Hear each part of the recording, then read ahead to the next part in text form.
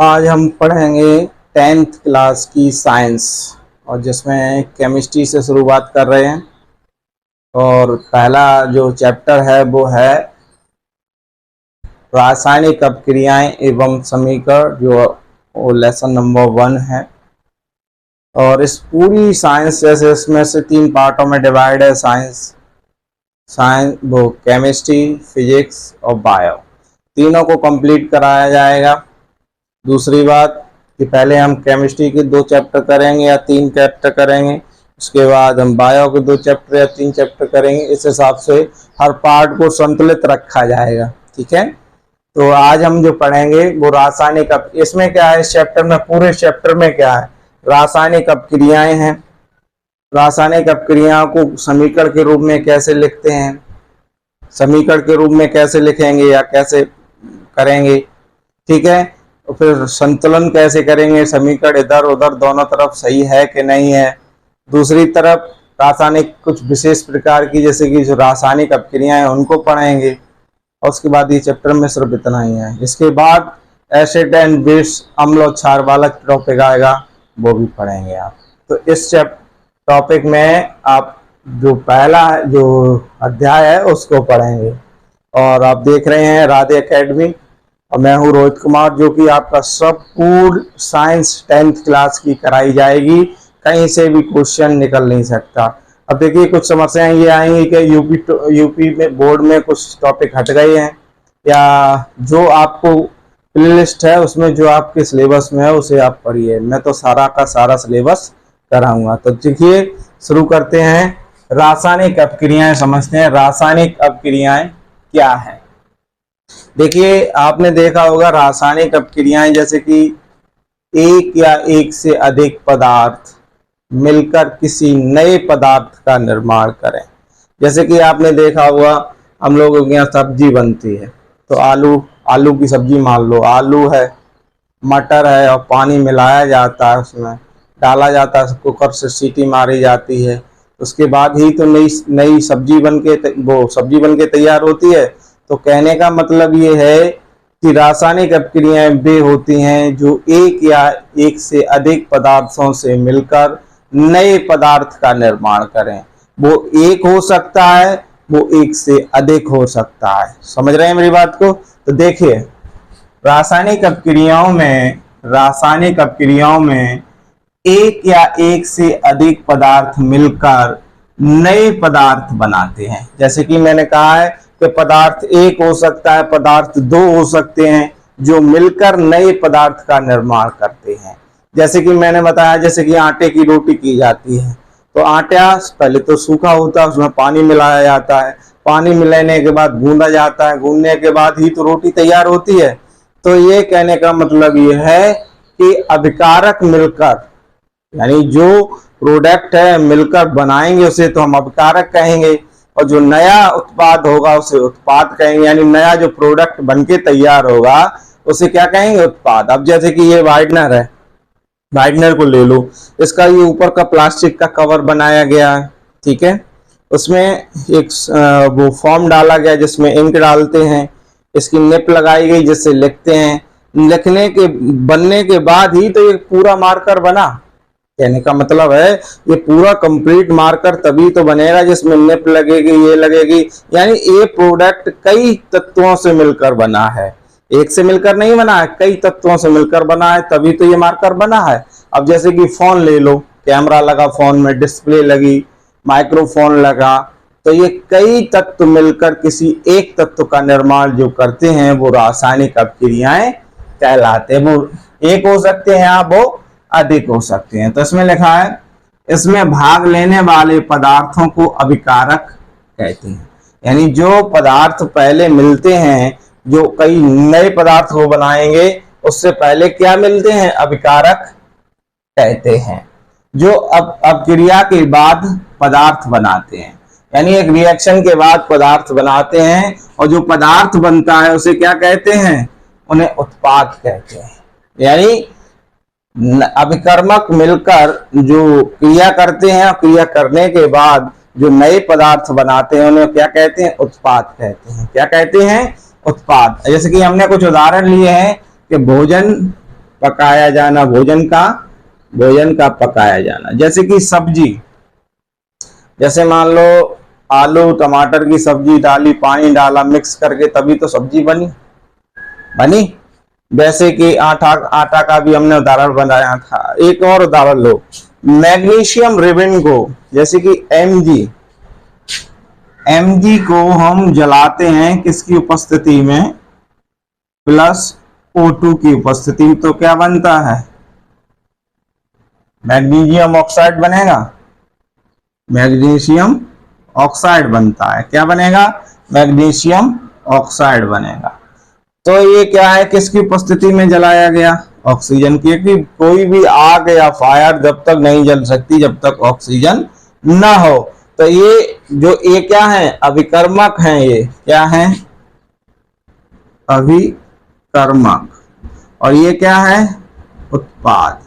क्या बना, ये उत्पाद बना। तो कहने का मतलब जो है वो एक या एक से अधिक पदार्थ मिलकर नए पदार्थों का जो निर्माण करते हैं उन्हें क्या कहते हैं, रासायनिक अपक्रियाएं। और अभिकर्मक मिलकर ही नए उत्पाद को बनाएंगे। किसको बनाएंगे, अभिकर्मक क्रिया करके नए पदार्थ का निर्माण करते हैं। जैसे हमने उदाहरण लिए, भोजन का पकाया जाना। हम सांस लेते हैं, ऑक्सीजन लेते हैं, अंदर रिएक्शन होती, निकलने के बाद क्या ऑक्सीजन के साथ निकलता है, CO2 निकलता है कि नहीं निकलता है, तो वो भी एक रिएक्शन है। हम क्या करेंगे, अब एक और उदाहरण समझिए। जब दानेदार जिंक को H2SO4 में डालते हैं, ये भाई सल्फ्यूरिक अम्ल है। क्या है, सल्फ्यूरिक अम्ल। Zn जिंक है, Zn क्या है, जिंक है, और ये क्या है, सल्फ्यूरिक अम्ल है। हमने एक शीशी ली, एक या फ्लास्क कहते हैं, शीशी ली, जिसके ऊपर से हमने एक रबड़ का ढक्कन लगाया। क्या लगाया, रबड़ का ढक्कन लगाया, और उसमें एक छेद कर एक हमने रिफिल लगाई। रिफिल तो जानते ही हैं, रिफिल लगाई। उसमें क्या पहले डाला, H2SO4 डाला। क्या डाला, H2SO4। फिर हमने डाला दानेदार जिंक। क्या डाला, दानेदार जिंक। तो ये अब क्या करेंगे, ये क्या है, अभिकर्मक है, ये तो जिंक है और ये अम्ल है। अम्ल, ये जैसे ही जिंक की क्रिया अम्ल के साथ होती है तो क्या करता है, ZnSO4 यानी जिंक सल्फेट बनाता है। क्या बनाता है, जिंक सल्फेट। और ये क्या निकालेगा साथ में, हाइड्रोजन। क्या निकालेगा, हाइड्रोजन। क्या बनाएगा, हाइड्रोजन। यानी कहने का मतलब ये है कि जैसे ही हम क्रिया करते हैं, भाई Zn पहले अलग था, सल्फ्यूरिक अम्ल अलग था, इसने इसके साथ क्रिया करके जिंक सल्फेट विलयन बनाया और क्या निकाला, H2O। और इसके लिए क्या हम देखें, रिफिल लगाई, जिससे हमने ये पहचाना कि बाहर निकला तो क्या निकला, हाइड्रोजन। जैसे ही बाहर निकला तो हमें पता चला कि जैसे ही हमने Zn और H2SO4 की क्रिया कराई तो यहां से हाइड्रोजन गैस निकली। इनको क्या कहेंगे, रासायनिक अपक्रियाएं। अब समझ में आया रासायनिक अपक्रियाएं क्या हैं, एक या एक से अधिक पदार्थ अभिकर्मक मिलकर किसी नए उत्पाद का निर्माण करें, वो ही रासायनिक अपक्रियाएं कहलाती हैं। अब ये देखना है कि जब रासायनिक अपक्रिया होती है तो उसमें क्या क्या परिवर्तन देखने को मिलेंगे। उसमें देखिए कि जब रासायनिक अपक्रिया होती है तो उसमें कुछ परिवर्तन आते हैं। क्या आते हैं वो देखिए। जब भी कोई, जैसे कि हमने मैग्नीशियम रिबन को जलाया था, वो चूड़ के रूप में आ गया था, तो क्या होगा, अवस्था में परिवर्तन आएगा। जो उसकी पहले से अवस्था है उसकी बाद की अवस्था में कुछ परिवर्तन आया है। जैसे कि Zn को हमने लिया और सल्फ्यूरिक को लिया तो इसकी भी कुछ अवस्था में परिवर्तन आएगा और अवश्य आएगा।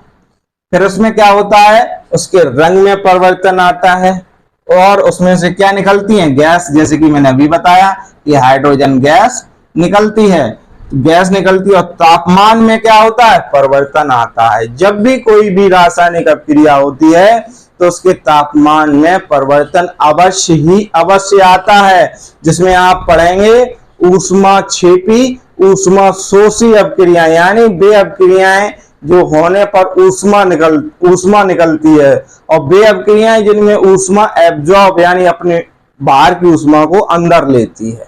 तो ये भी आप पढ़ेंगे उसमें। तो ये बात समझ में आई, जब रासायनिक अपक्रियाएं होती हैं तो उसकी अवस्था में परिवर्तन आता है, उस रंग में परिवर्तन आता है, और गैस का उत्सर्जन होता है, और तापमान में भी परिवर्तन आता है। ये तो हुई रासायनिक अपक्रियाओं की बात। किसी को कोई डाउट हो तो हमें कमेंट सेक्शन में कमेंट करके बता सकते हैं।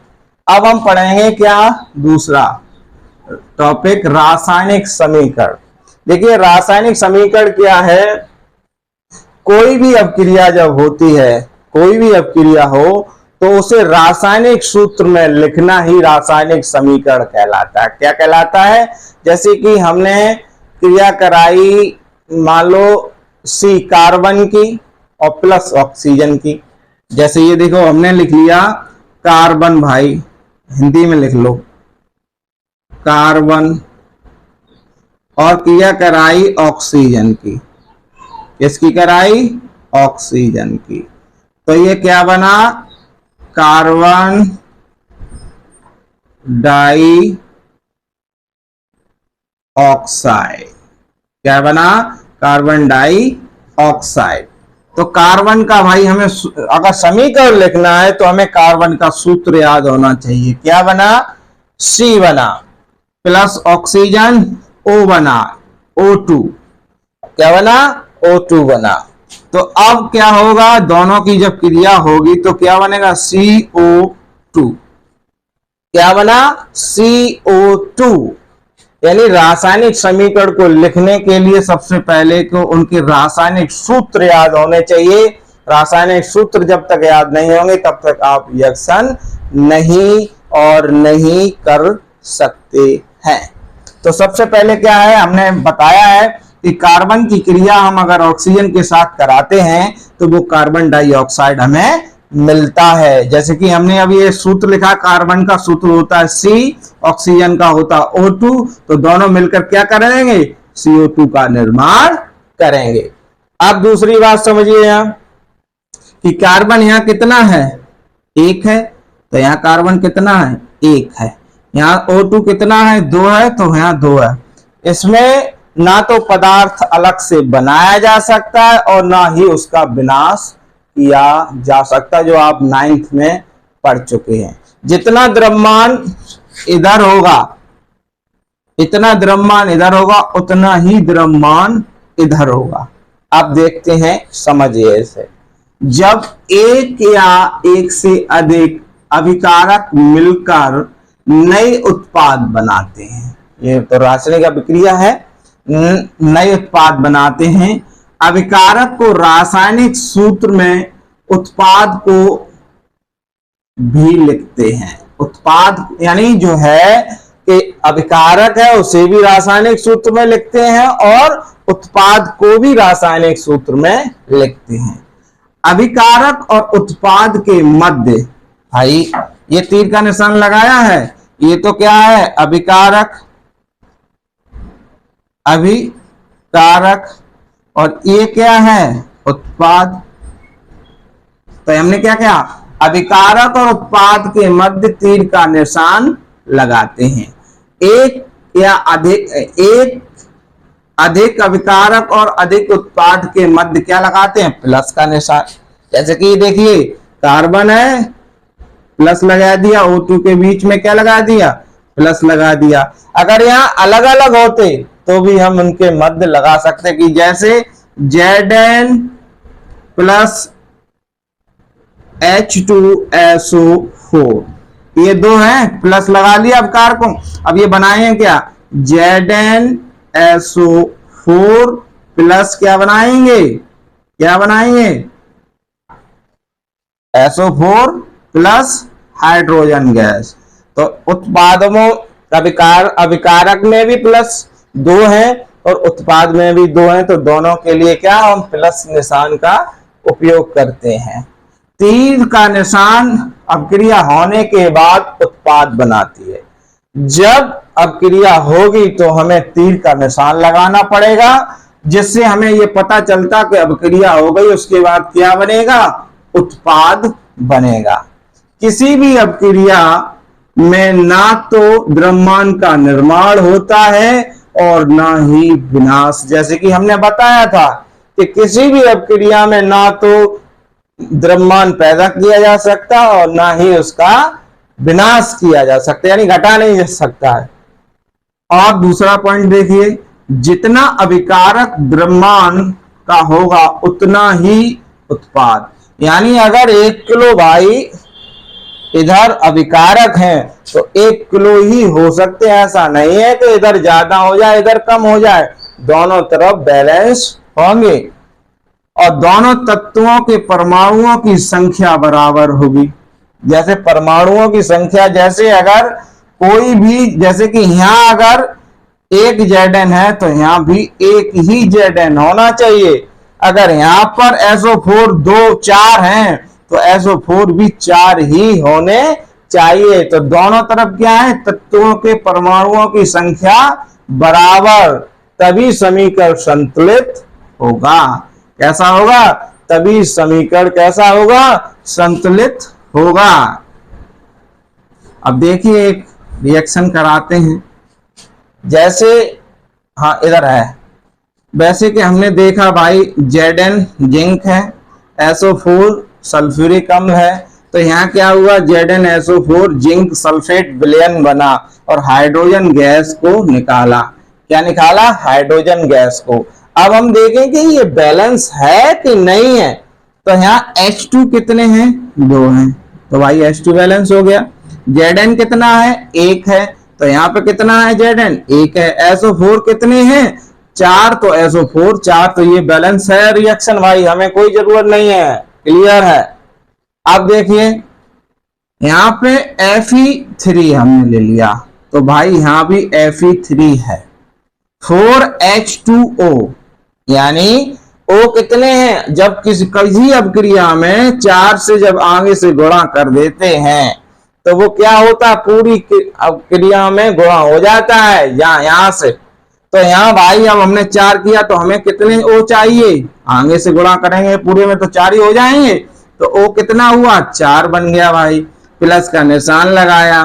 तो अब हमें हाइड्रोजन कितने चाहिए, कितने चाहिए, 4 आगे चाहिए और 2, तो ये हमें देखिए 4 और 2, ये भी बैलेंस है। तो अब क्रिया को समझे आप, कोई दिक्कत, देखिए फिर, क्योंकि 3 Fe इधर है तो 3 Fe इधर है। अब 4H2O, यानी हमें 4 O चाहिए तो ये 4 O है, हमें 4 H2O चाहिए तो 4 H2O इधर है। क्योंकि मैंने पहले ही बताया है कि जितना इधर अभिकारक होगा उतना ही उत्पाद होना चाहिए। अब देखिए हम कुछ अभिक्रियाओं में SL लिखते हैं, उसका मतलब समझिए। जैसे कि गैस के लिए, जैसे कि हाइड्रोजन क्या है, गैस है, तो हम हाइड्रोजन के लिए S लिख सकते हैं, ठीक है। Zn सॉलिड है तो हम यहाँ S लिख सकते हैं, तो यहाँ हम क्या लिख सकते हैं, G लिख सकते हैं, क्योंकि ये गैसीय भौतिक चिन्ह है जल के घुलनशील के रूप में। अब ये भाई SO4 ये क्या है, जल में घुलनशील है, तो इसके लिए हम क्या लिख सकते हैं, AQ, क्या लिख सकते हैं, AQ। और द्रव के लिए L, ठोस के लिए सॉरी, और जिसके लिए गैस के लिए G, क्या लिखते हैं, गैस के लिए G, और ठोस के लिए क्या, S सॉलिड, ठीक है। अब यहाँ देखिए हमने एक क्रिया कराई है, एक ग्लूकोज बनाने की क्रिया है। तो CO2 कार्बन डाइऑक्साइड है, कार्बन डाइऑक्साइड ऑक्सीजन मिली होगी तो ये जल की भी मात्रा होगी, तो ये हमने क्या लिख दिया है, ये क्या है, जल में घुलन के रूप में AQ लिखा। फिर हमने 6H2O बनाया, ये क्या है, ये लिक्विड है, यानी ये जल है, क्या है, जल है, तो जल को लिक्विड के रूप में लिखते हैं तो L। अब सनलाइट से क्रिया हुई वैसे ही ग्लूकोज बन गया। अब ग्लूकोज बनने के बाद ये पूरा जो ऑक्सीजन और ये पूरा मटेरियल बना वो जल में घुलनशील है, तो AQ का हमने इस्तेमाल किया, ठीक है। अब हम जो पढ़ेंगे इसके बाद वो पढ़ेंगे रासायनिक अभिक्रियाओं के बारे में, ठीक है।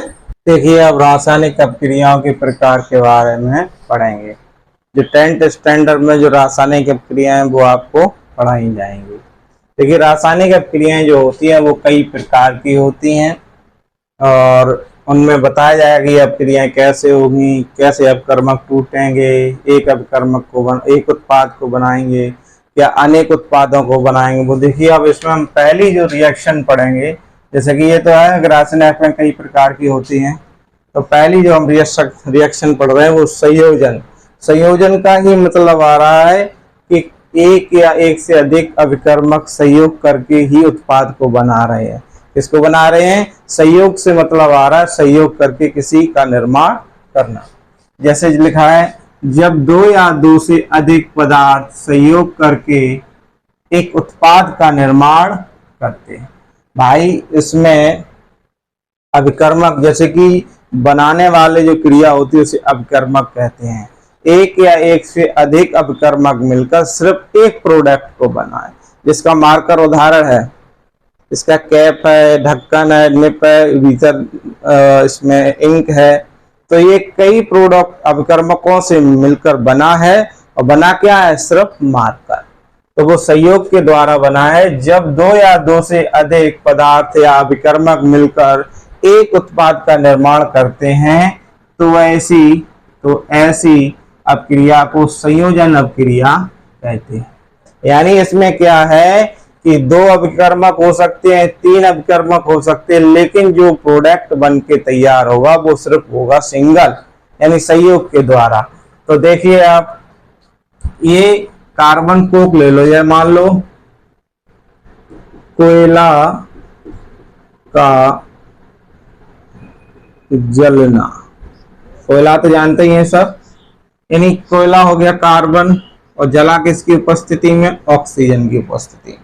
तो ये एक अभिकर्मक, दो अभिकर्मक मिलकर क्या बनाया? Carbon dioxide.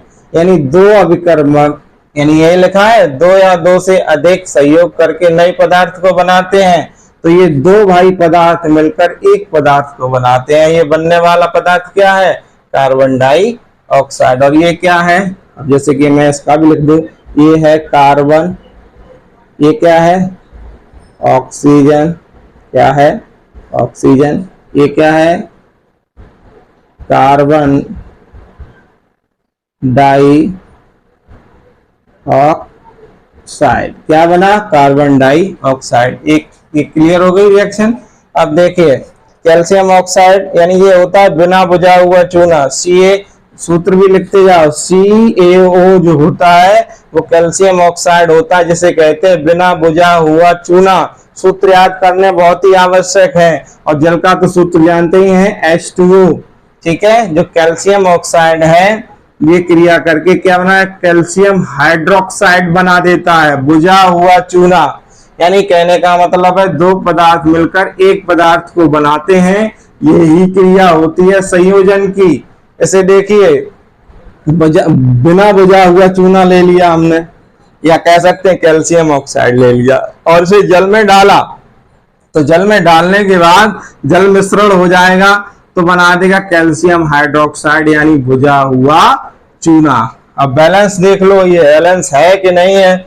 भाई दो हैं, इधर दो हैं तो इधर भी दो हैं।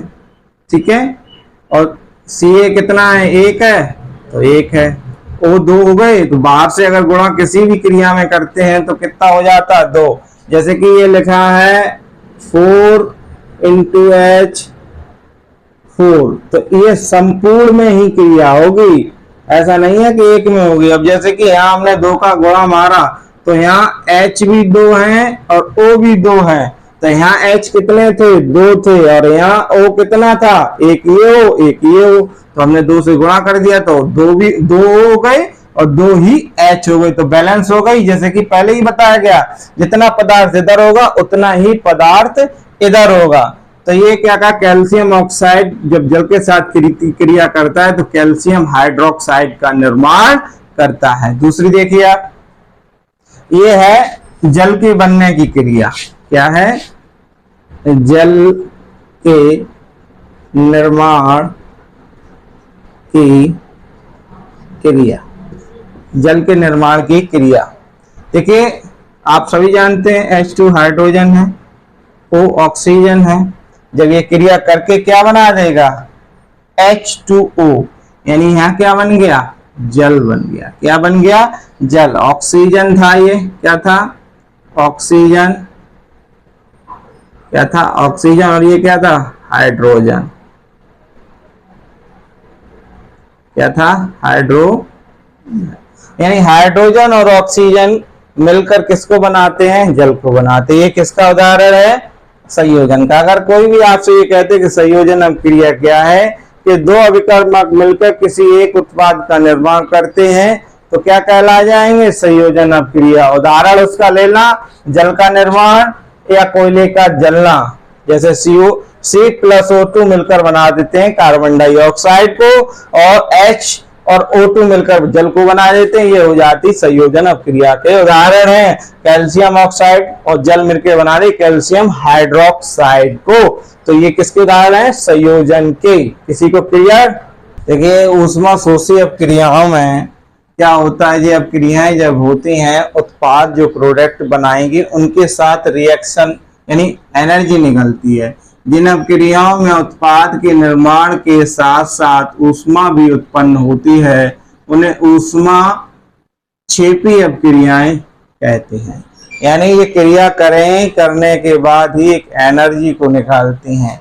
जैसे आपने प्राकृतिक गैस के बारे में सुना होगा, नेचुरल गैस, गोबर गैस के द्वारा जो बनाई जाती है, उसकी रिएक्शन लेके आया हूं मैं।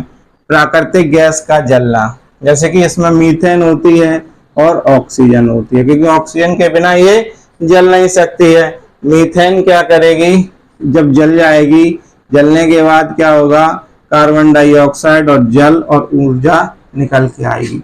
ये क्या है, कार्बन डाई ऑक्साइड, ठीक है। ये क्या है, जल। ये एनर्जी, ये क्या है, ऑक्सीजन, और ये क्या है, मीथेन। क्या है, मीथेन। जब प्राकृतिक गैस की क्रिया जब हम जलती है तो क्या होता है,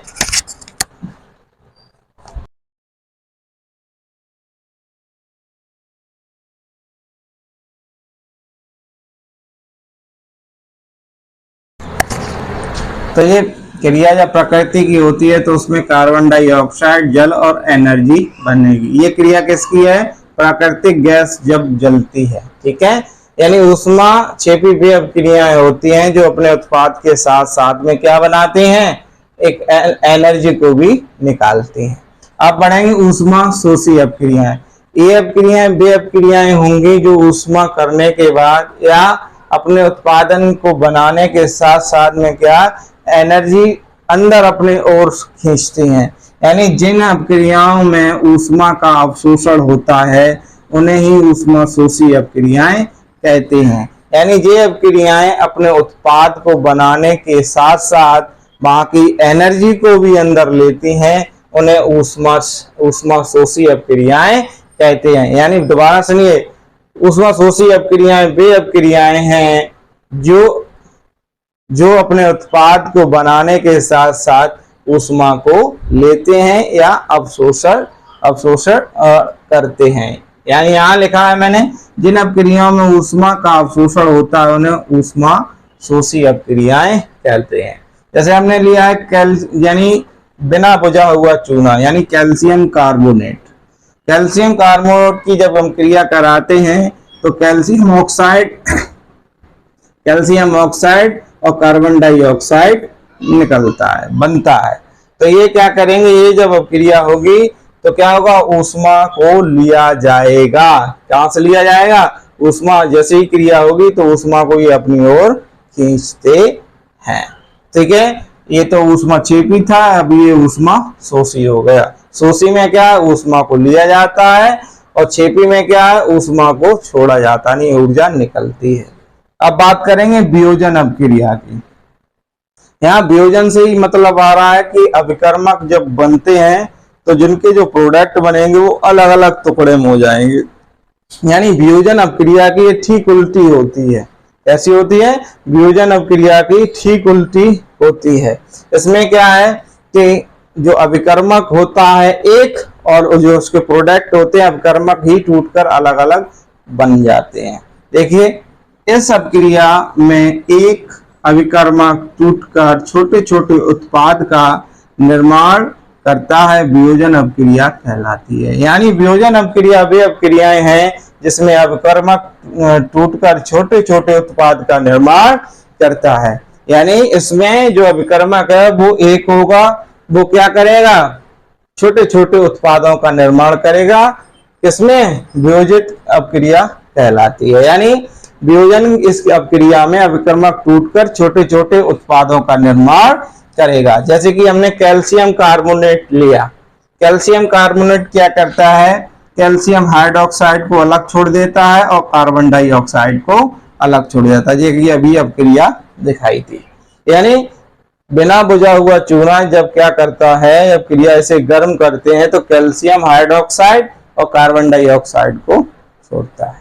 आगे देखिए, ये ले लिया सिल्वर क्लोराइड। सिल्वर क्लोराइड का सूत्र होता है AgCl। जब ये सनलाइट की उपस्थिति में जब क्रिया होती है तो क्या होता है कि सिल्वर अलग निकल जाता है और क्लोरीन अलग निकल जाती है। ये 2 और 2 का गुणा इसलिए किया गया है कि क्लोराइड बनाने के लिए Cl2 लिया था, तो Cl2 को बैलेंस अकेले नहीं कर सकते, क्योंकि यहाँ पे Cl2 को बैलेंस करने के लिए 2 का आगे से गुणा करेंगे, तो जिससे AgCl दोनों 2-2 हो जाएंगे। तो यहाँ Ag को आगे गुणा करने पर 2 कितने हो जाएंगे, Ag 2 हो जाएंगे और Cl2 तो बैलेंस था ही। तो इसलिए अपक्रिया जितना ही Ag इधर है, Cl इतना इधर है, उतना ही इधर है।